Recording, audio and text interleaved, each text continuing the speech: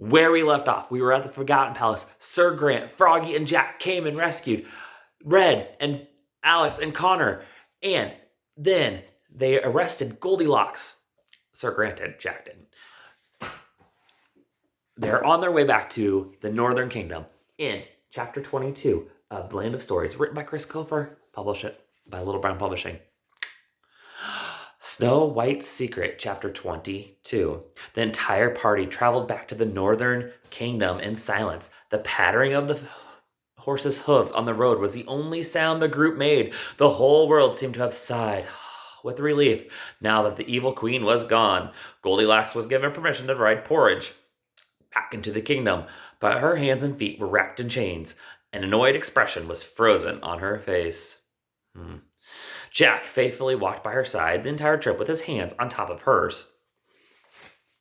Red Riding Hood watched them from afar, looking away only when someone noticed her staring at the couple. She had never experienced so many emotions at once. She remained silent and still, praying that the hurt would go away.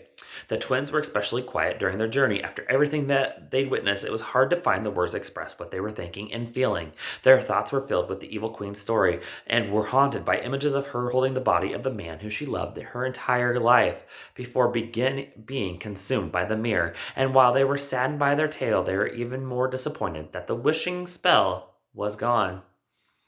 They feared how long it would take them to discover another way home. What obstacles and dangers would they endure if they found an alternative way? What would they do in the meantime? Where would they live? "I'm so sorry, children," Froggy said as they went. "I feel completely responsible. Had I just let you use the wishing spell instead of persuading you to come with me, none of this would have happened." "It isn't your fault, Froggy," Alex said. "The two wolves would have actually gotten to us sooner or later." "Actually, this whole thing is your fault," Connor said. "If you hadn't told us about the wishing spell, none of this would have ever happened in the first place. We would never have been chased by wolves, kidnapped by trolls, or targeted by the evil queen." Froggy lowered his head. The guilt was heavy and it weighed down on him. Alex looked like she was about ready to punch Connor in the face. "But," Connor said with a big cheesy smile, "you did save our lives 3 times, so I think it makes up for it." Froggy chuckled. "You are more than welcome to live with me," he said. "I'll help you find another way home, I promise." The twins nodded and smiled at him. It was comforting to know they had a place to live, even if it was just a hole in the ground. They traveled for their day and a half before they finally reached Swan Lake and arrived at Snow White's palace. Red Riding Hood seemed intimidated by the palace, so regal and large. "My castle's gonna look just like this when it's finished," she told everyone around her. But no one seemed interested or cared. The soldiers immediately took a hold of Goldilocks and escorted her into the dungeon. "Wait a minute! You can't throw her in captivity without a trial," Jack said. "For her sake, I hope she never gets a trial," the soldier said. "Go home, Jack," Goldilocks said. "With good behavior, they'll let me out in a few hundred years." Jack followed them anyway, protesting the entire time, but even he knew there was nothing he could do. "Come with me," Sir Grant said to the twins. "We'll find the queen." The twins, Red, Froggy, followed the soldier into the palace. They went up a staircase to the 3rd floor and down to the hall, that what must have been the real entrance to the storage chamber. Grant knocked on the door. "Your Majesty, it's Sir Grant. Are you in there?" he said. "Yes, please come in," Snow White said from inside. They all followed Sir Grant inside. The room looked completely different. All the furniture had been uncovered, and the paintings had been placed on the walls. It looked like an actual room again. "What are you two doing here?" Snow White asked. She was putting a portrait of the huntsman back on the wall. For the past couple of days, she had been restoring the room by herself. "Your Majesty," Sir Grant said, lowering his helmet, "we found your stepmother hiding in a castle in the northeast Sleeping Kingdom." "And?" Snow White asked, bracing herself for the news. "She's dead," Grant informed her. Snow White's face became paler, which the twins hadn't thought was actually possible. She sat down on the platform in the back of the room. She didn't cry, but any could tell that it was difficult news for her to process. "How did it happen?" Snow White asked. Grant looked down at the twins. "I wasn't there, but they saw it happen," he said. "She didn't die, per se," Alex said, trying to put put delicately. The castle was falling apart, and her mirror, well, it fell on top of her and swallowed her like a bug. Boom! Connor. And then she disappeared, Connor said excitedly. It was crazy. There was nothing left. Alex gave her brother a dirty look. Well, not necessarily, she said. Alex reached into the bag and pulled out the heart of stone. Snow White gasped upon seeing it. Alex walked across the room and handed it to Snow White, her stepmother's heart. This was left behind, Alex said. I think you should have it. Snow White looked down at the stone, and her tears fell from her eyes. Sir Grant, I'd like to be alone with the children, Snow White said. Please arrange a room for the others if they would like to stay, she said, nodding to Froggy and Red. Why, thank you, Your Majesty, Froggy said, and bowed. Yes, thank you, that's very nice. Maybe just until my palace is being rebuilt, I'll put a room in it just like this for you. Sir Grant ushered them out of the chamber before Red could finish. The twins were left alone with Snow White. She was very quiet for the first few moments. All she could do was stare down at the stone. I guess you didn't listen to my advice then, Snow White said. We listened, Connor said. We just ignored. Do you know what this is? Snow White asked them, holding up the heart of stone. Yes, Alex said. It's her heart. She told us all about it and about her life before she was, well, the evil queen.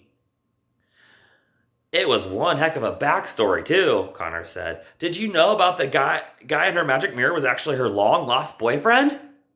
Yes, I did, Snow White said. That's why I helped her escape my prisons. Both the twins gasped and shook their head in disbelief. They couldn't have heard her correctly. What? You helped her escape? No way, said Connor. Yes, Snow White said. She showed no remorse for her confession. I sat in her cell for hours and listened to her story. It broke my heart. So in a final attempt to please her, I arranged for her and her mirror to be taken up the river into the next kingdom so she could continue her work. The twins couldn't believe it. They wanted to ask so many questions, but only grunts and light shudders came out of their mouths. All these years I wondered why she didn't love me, and then finally I understood it. It was because she couldn't, Snow White said. I thought a heart was broken as hers was punishment enough for her crimes against me. Did she free him then? She did, Alex said, but unfortunately it was too late. He died in her arms. Snow White let out a distressed sigh. I see, she said. But they were together, Connor said, one last time. So what happens now? Alex said. Do we clear her name? Do we tell the world the truth about her?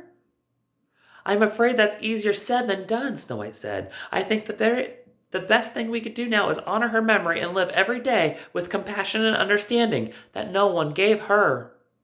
The twins looked at each other and exchanged smiles, sad smiles.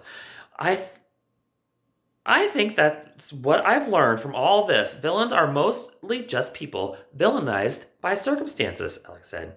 Snow White nodded and sincerely looking down at the heart. I agree, Snow White said. That's the tragic lesson we can learn from the evil queen.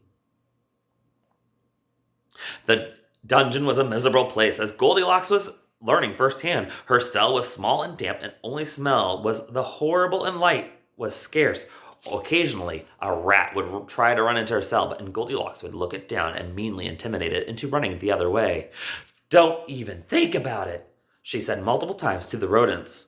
It was just past midnight, and all was quiet down the dungeon. Goldilocks couldn't sleep in her first night in captivity. She knew the day had been bound to come, but she was set on the hard floor. She couldn't help but feel cheated that it had to come so soon.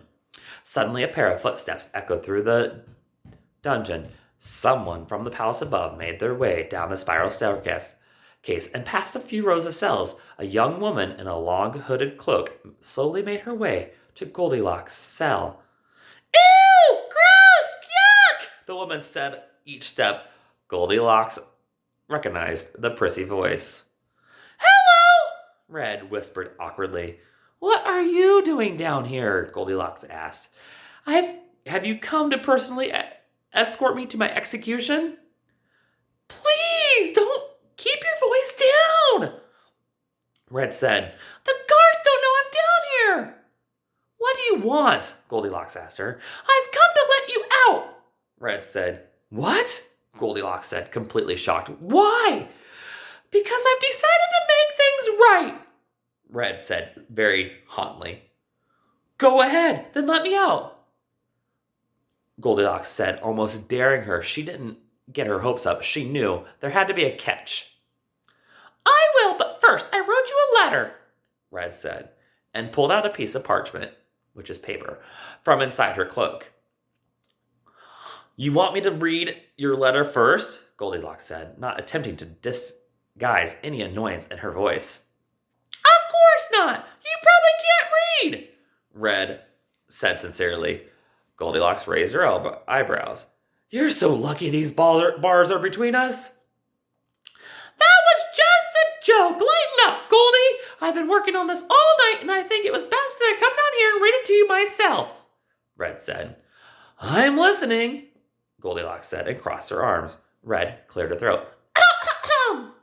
"Dear Goldilocks," Red began reading. "I'm sorry I ruined your life. Wow, I feel better already just saying that part. Looking back at it, I knew sending you that letter when we were kids wasn't the right thing to do. I never meant to force you to be a fugitive. I thought the bears would scratch you up or eat one of your arms at the most." "Is this letter supposed to make me not want to kill you?" Goldilocks asked. "Let me finish," Red said. "I've loved Jack for just as long as you have, but he has chosen to love the less attractive, less intelligent, and less wealthy girl instead. He loves you, not me, and this is the hardest thing I will have to realize. Hopefully by freeing you from the dungeon tonight, you can forgive me. Love, your friend, Her Majesty, the Great Queen Red Riding Hood." Goldilocks had never been so annoyed in her life. "It took you all night to write that?"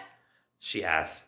"Yes, and I meant every word," Red said. "What do you say? Am I forgiven or are we even?" "Open the door first," Goldilocks said. She would rather spend the rest of her life in a cell than spend another 5 minutes with the Red Riding Hood. Red fussed with a pair of golden keys and eventually found the right one to unlock the cell. Goldilocks stepped out of her cell, looked at Red directly in the eye, and slapped her hard across the face. "Ouch!" Red yelled. "There, now we're even," Goldilocks said. "I know I deserve that," Red said, holding her hand alongside her face. "Now put this on before we get caught and both end up behind these bars."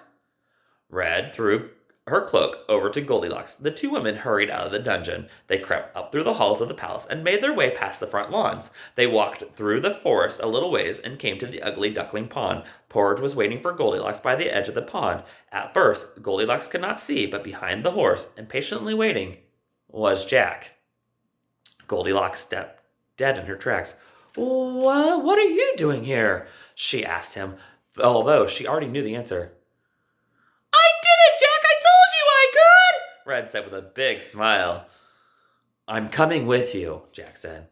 "Jack, we've been through this. You can't come with me, especially now. I'll be wanted more than ever once they discover I'm missing," Goldilocks said. "Every day without you is a day ruined," Jack said. "I won't spend any more of my life wondering if the woman I love is dead or alive or rotting in some prison. I thought I lost you back in the castle. I refuse to ever feel that way again. I'm coming with you, even if that means I have to chase you on foot." Tears filled the eyes of both of the women for different reasons. Both of their hearts belonged to the same man. Red would give anything if she owned to have heard him say that to her. "Are you willing to spend every minute of every day running from the law for the rest of your life just to be with me?" Goldilocks asked. "I would give anything to spend every minute of every day with you." Jack hopped onto Porridge's back and reached his hand down to help her up. Goldilocks' head was filled with reasons and excuses not to let him do this. She wanted to convince him to stay and live his life, but this time her heart wouldn't let her. She took Jack's hand and jumped onto Porridge without him.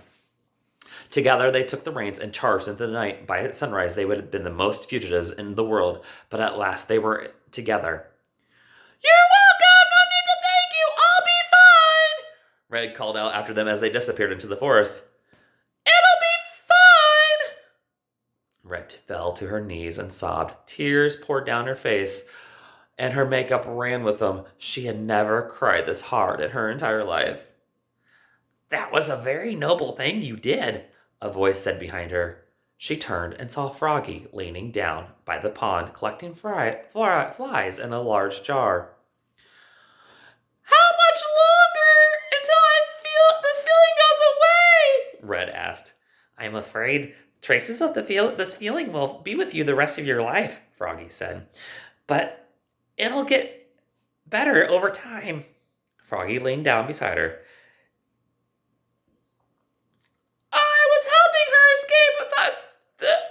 I thought helping her escape would help the pain, but it only made her worse. Frog said. Red said, it doesn't matter how greatly you've been hurt or how much you've been hurting. It's what you do with the pain that counts. Froggy said. You could cry for years, and rightfully so, or you could choose to learn and grow from it. Take it from me. I spent years in hiding in a hole, afraid to come out, afraid of what people would think of me. But one day, I decided to leave, and I ended up saving lives. Red dried her tears on his coat. He hadn't offered it, but he didn't mind. You're very smart for a frog, Red said with a big smile. Perhaps now with all my dreams crushed, I can devote all that empty headspace and energy to my kingdom. I am queen after all. That sounds like a wonderful idea, Froggy said. He offered his arm to her and helped the saddened queen to her feet. They escorted each other back to the palace. What's your name, by the way? Red asked him. I've never learned it. He hesitated. Froggy, he just said. Just call me Froggy. We're moving on to chapter 23, A Royal Invitation, next time.